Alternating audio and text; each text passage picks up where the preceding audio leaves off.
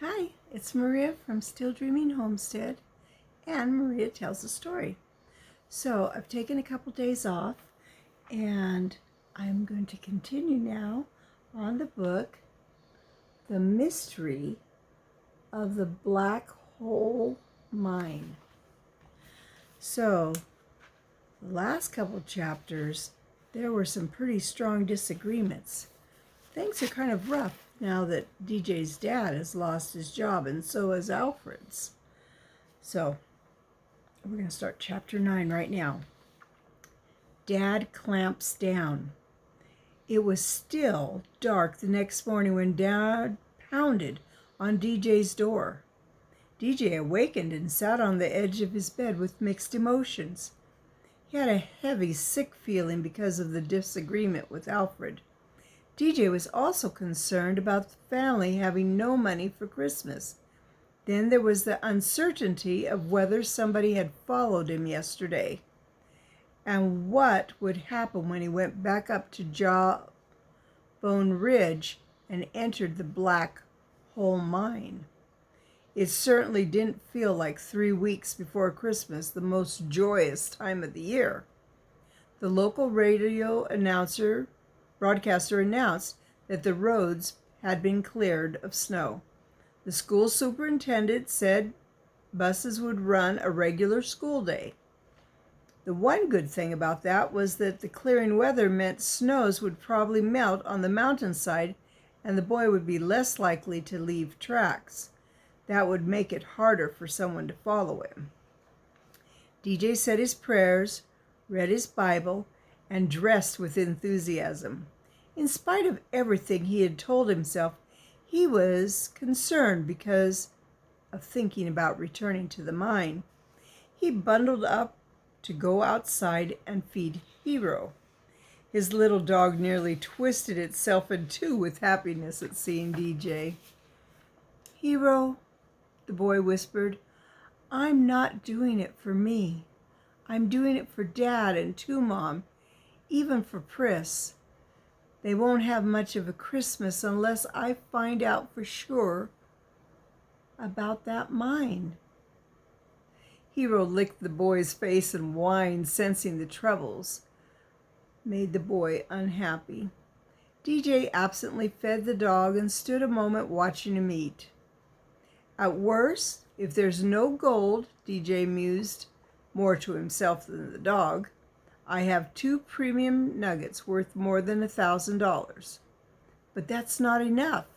Well, it won't be by the time I pay my tithe."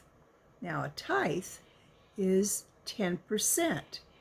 So 10% of $1,000 would be $100.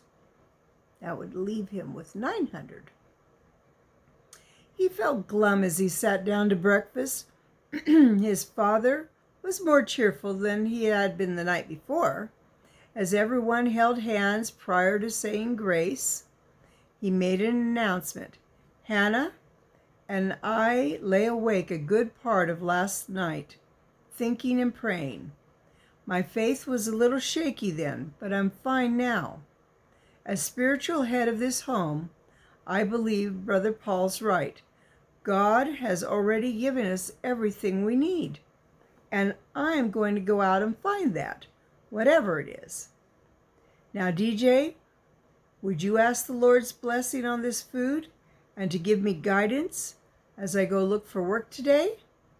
The boy squirmed and protested in a barely audible voice.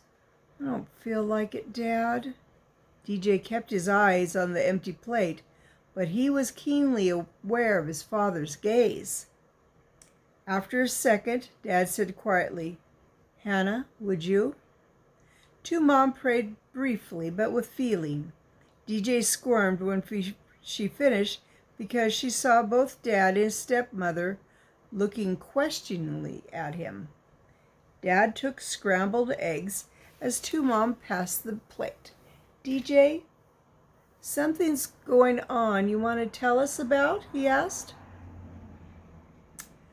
Boy shook his head, but avoided his father's eyes. DJ took a small helping of eggs and passed them to Pris. Dad asked, "You and Alfred have a fight?" DJ noticed that his father was speaking much better English than he used to. The boy had a hunch that might be because Two Mom had been gently urging her husband to set a good example for their children. DJ shifted uneasily in the chair and didn't look at his father. Dad waited. Finally, Dad answered, "Sort of, I guess." "What about?" Dad demanded. I can't tell you." "Why not?" Dad's voice was firming up. Because we swore each other to secrecy." Dad's voice came like a slap. "What kind of secret?" Two Mom said gently.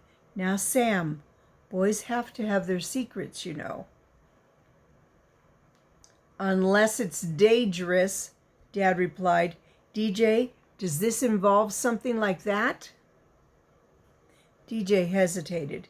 He didn't want to lie, but he didn't want to say too much either. "I'm careful," he said evasively. Dad's voice was suspicious. "You didn't answer my question, DJ." The boy absently stirred his eggs with his fork. I just can't, Dad." Two Moms spoke quietly. "DJ, as your stepmother, I'm in a delicate position. I know you're used to having quite a bit of freedom for exploring and roaming these mountains. But the Lord has also entrusted you into my care with your father. Now, if you want us to continue letting you have your special freedoms, your father and I need your word that you won't do anything foolish or dangerous." DJ didn't answer. He took a bite of Two Mom's homemade scratch biscuit to stall for thinking time, but that didn't work. Dad said, "My wife's right, DJ. You hiding something?" Before the boy could answer, the telephone rang. It surprised the Dillons. They didn't get too many calls, especially so early in the morning. Two Mom was closest, so she stood and answered the call. DJ felt Dad's probing eyes on him, but the boy wouldn't look up. Two Mom put her hand over the receiver. "Sam, it's John Milford. He's calling from the little store where they live." DJ felt his heart jump. Had Alfred broken his promise and told his father? Was John Milford calling to pass on the information to his dad? Two Mom added, "John says he's got an order for some firewood.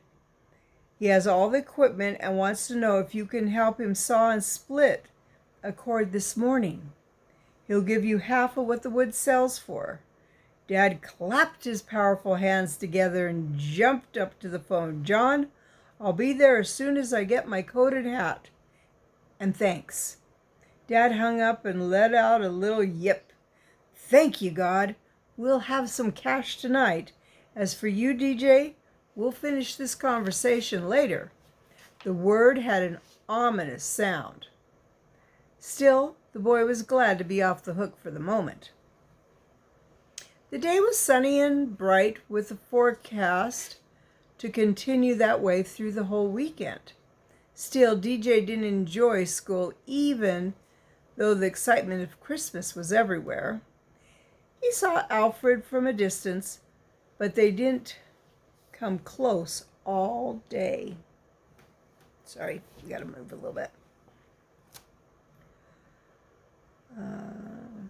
DJ tried to cheer himself up, thinking about the gold he'd find Saturday, for that was the day he decided to go to the mine.